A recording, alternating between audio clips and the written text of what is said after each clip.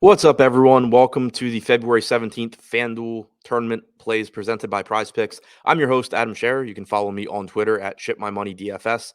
And as a reminder, you get 1 free month of Awesemo Plus Platinum when you sign up and make a deposit at Prize Picks. Be sure to use the code Awesemo to receive a 100% first deposit bonus up to $100. Today, we're going to take a look at 5 of the top tournament options on tonight's 5-game NBA slate. It's the last break before the All-Star game, but we actually don't have much pending injury news. We do have some big news in the last game of the night between the Rockets and the Clippers, some other stuff that we're waiting on throughout the day as well. So be sure to tune into the Deeper Dive and Live Before Lock as always. But hopefully, what we're talking about now holds up a little bit longer than it normally does. So taking a look at 5 of the top tournament options on FanDuel. Number 5, Giannis Antetokounmpo, small forward and power forward eligible. So you get him at 2 of the weaker positions on the slate tonight. He's projected for a healthy 30% ownership, but we have him with about a 34% chance of being in the optimal lineup. Giannis takes on the Philadelphia 76ers, and this is a game that I actually like targeting in tournaments, even though both teams are good.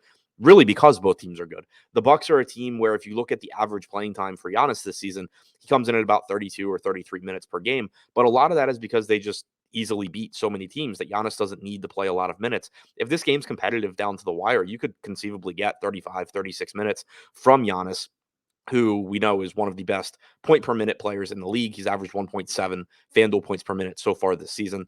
Serge Ibaka, number 4, he's 4,100, power forward center eligible, also on the Milwaukee Bucks.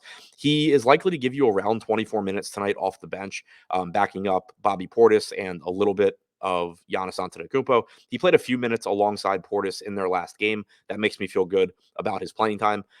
He has not been productive with the Bucks so far, but we're only talking about a couple of games. He's averaged 0.65 FanDuel points per minute. With the Clippers earlier this season, he was a much more productive option. I think that you end up seeing his numbers kind of settle into the middle. On the Clippers, obviously, he wasn't competing with guys like Giannis for rebounds or usage, but I also don't think he's going to be this bad going forward.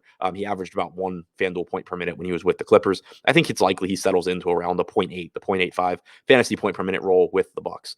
He's currently projected for only 9% ownership with a 13% chance of being in the optimal lineup and power forward and center eligibility. Number 3, still in this game, but on the other side, Tobias Harris has small forward and power forward eligibility. He's $7,700, projected for 13% ownership with a 19% chance of being in the optimal lineup.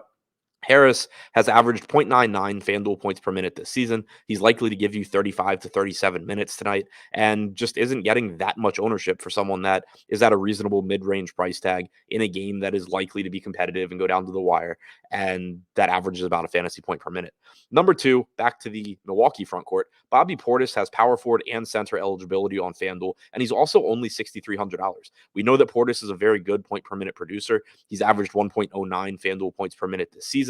He's projected for 17% ownership, but has a 23% chance of being in the optimal lineup. Portis played 28 minutes last game. I think it's possible that you see him start losing a couple minutes per game with Ibaka there, and maybe settles into that 28 to 30 minute range instead of the 32 minutes that he was getting in competitive games previously. But either way, at this price tag with power forward eligibility, he's a very high upside option.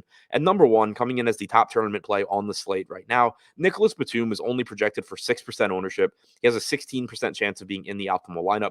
He's more expensive on FanDuel than he is on DraftKings, coming in at $5,400 with small forward and power forward eligibility, but that does drive down his ownership. And in the games that Batum has started this year, where Paul George has been out and each of Reggie Jackson and Marcus Morris have been active, Batum's averaged 0.89 FanDuel points per minute in 24.9 minutes per game. One concern with Batum is that he hasn't been playing in the fourth quarter recently. Even last game against Phoenix, where he was having a good game, he played 25 minutes, but he didn't come back for the fourth quarter. So I don't think that we can trust him to get more than like 25 to 26 minutes. But in a good matchup against Houston, he's still likely to do pretty well for his salary if he does play 25, 26 minutes. And there's always a greater than 0% chance that he does play the fourth quarter, in which case he could really put up a very nice score for you at low ownership. So to recap, the top 5 tournament options on FanDuel as things currently stand.